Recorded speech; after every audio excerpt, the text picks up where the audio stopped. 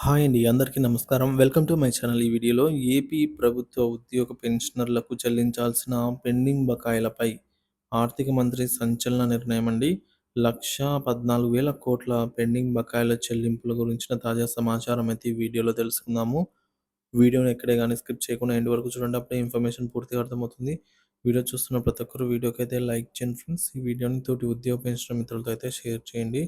కొత్తగా మన ఛానల్ చూస్తున్నవారు ఇంకా సబ్స్క్రైబ్ చేసుకోకుంటే వెంటనే మన ఛానల్ అయితే సబ్స్క్రైబ్ చేసుకోండి. దీని ద్వారా నేను చేసే లేటెస్ట్ వీడియోస్ అన్నీ మీ వరకు రీచ్ అవుతాయి. ఇక ఆలస్యం చేయకుండా వివరాల్లోకి అయితే వెళ్ళిపోదాము.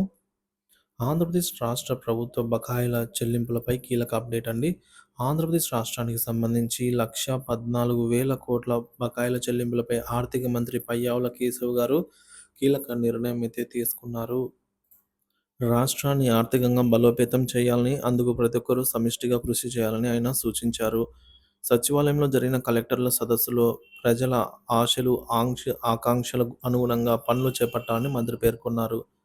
రాష్ట్ర ఆర్థిక పరిస్థితి గత ప్రభుత్వ పాలనలో వచ్చిన సమస్యల వల్ల రాష్ట్రం ఆర్థికంగా తీవ్ర ఒత్తిడికి గురైందని పయ్యావుల కేశవ్ తెలిపారు. కూటమి ప్రభుత్వం ఏర్పడ్డ తర్వాత 10,00,000 కోట్ల అప్పు భారంగా ఉందని రాష్ట్రం మీద. కూటమి ప్రభుత్వం వెళ్ళే ముందుగా మనకు 10,00,000 కోట్లు రాష్ట్ర ప్రభుత్వం మీద భారం ఉందని గుర్తు చేశారు. రాష్ట్ర ఆదాయం మొదట్లో 99% కూడా సో, రాష్ట్ర ఆదాయంలో టోటల్ 99% ఉద్యోగుల జీతాలకే సరిపోయేదని అన్నారు. అలాగే ఆర్థిక పరిస్థితి ప్రస్తుతం గడ్డు కాలంలో అయితే ఉందని ఆయన వివరించారు. గతంలో అయితే 107% కూడా ఆదాయానికి జీతభత్యాలను సో, 100% ఆదాయం వస్తే 107% జీతభత్యాలకు వెచ్చించినటువంటి పరిస్థితి తలుచుకుంటుంటే ఇప్పుడు ముందుకు వెళ్ళడం ఒక సవాలుగా ఉందని అన్నారు. 1,14,000 కోట్ల బకాయిల చెల్లింపుల గురించి తాజా సమాచారం అండి. ప్రస్తుతం రాష్ట్రం ముందున్నటువంటి ముఖ్యమైన సమస్యల్లో 1,14,000 కోట్ల బకాయిలు చెల్లించాల్సిన అవసరం ఉందని మంత్రి పేర్కొన్నారు. 21,000 కోట్ల ఉద్యోగ బకాయిలు ప్రాధాన్యత క్రమంలో చెల్లించేందుకు షెడ్యూల్ జారీ చేస్తామని తెలిపారు. ప్రతి రూపాయిని జాగ్రత్తగా ఖర్చు చేయాలని అన్ని శాఖల అధికారులకు సూచించారని మంత్రి స్పష్టం చేశారు. ప్రజా సంక్షేమం, ప్రాజెక్టుల నిర్వహణ, కేసీ కెనాల్ వంటి ప్రధాన ప్రాజెక్టుల నిర్వహణలో గతంలో అలసత్వం చూపించినందువల్లే పర్యవసానాలు ఎదురవుతున్నాయని తెలిపారు. ప్రభుత్వ ఆదాయాన్ని సమర్థంగా వినియోగిస్తూ ప్రజల ఆశయాలు నెరవేర్చేందుకు ప్రయత్నం జరుగుతోందని అన్నారు.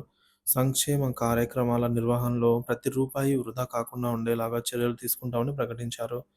ఉద్యోగుల పెండింగ్ బిల్లులు, జీపీఎఫ్ లోన్లు, టీఏ, టీఆర్ బకాయిలు, పెన్షన్ బిల్లులు వంటి అంశాలు కూడా ప్రాధాన్య క్రమంలో పరిష్కరించబడతాయని పేర్కొన్నారు.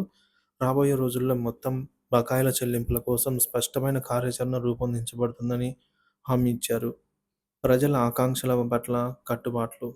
సీఎం చంద్రబాబు నాయుడు గారి సూచనల ప్రకారం రాష్ట్ర అభివృద్ధి కోసం నిరంతరం కృషి చేయడం జరుగుతుందని మంత్రి తెలిపారు. ఆర్థిక పరిమితుల మధ్య రాష్ట్రం ఎదుర్కొంటున్న సవాళ్లను అధిగమించేందుకు సాంకేతికతను సమర్థవంతంగా ఉపయోగించి ముందుకు సాగుతున్నామని పేర్కొన్నారు. ఈ నిర్ణయాలు